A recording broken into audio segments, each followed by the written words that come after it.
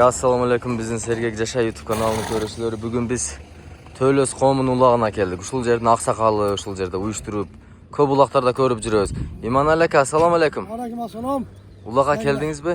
Kelinglar, xush kelibsizlar. Kelinglar, baldar, kelinglar. Mana bugun Töölös qo'mida cho'ng olomon uloq bo'ladi. Kelib tomosha qilib ketinglar mehmonlar. Nasib qilganlar bordingizlar, kelingizlar. Mana shu Ramazon oyining oldida mana shu yelga yurtqa mana shu Töölös qo'mi cho'ng to'y berib o'tadi. Bordingizlar, kelingizlar.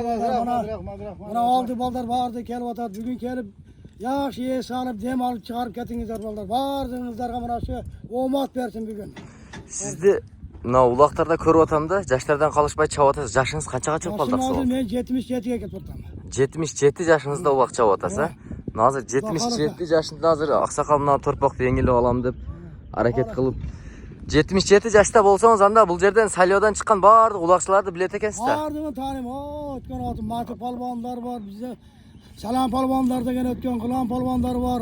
Ko'p odam uloqchilar chiqqan bizda. Töölösdan, ha? Töölös. Mati polvonlar degan chiqqan. Eng kuchlilari kimlar chiqqan?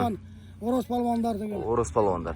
Anan onda siz uloq sistemasida barliq cho'qtilar tushunat ekansizlar. O'sha sizlarning vaqtingizlarda ham jana taqa degan narsa bo'lganmi? Ol mezgilda ondaqa taqa jib bo'lgan emas. Bo'lgan emas. Onda qarlar mana kecha yaqinda chiqdi. Yaqindaylar. Yaqindalar.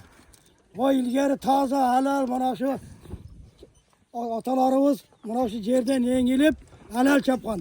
Halal chapgan. Halal chapgan. Ol mezgilda oqsoqollar uloq bo'lak edasizlar. Bo'lak edi, ha? Hozir ham uzoqqa shu mana baldarimiz yaxshi. Endi zamon o'ng'oldi, yel o'ng'oldi. Kuchli polvonlar chiqyotadi tag'in ham. Ha, yaxshi xudoga shukr. Eldan chiqaveradi kuchli polvonlar. Polvonlar bor, chiqyotadi xudoga shukr.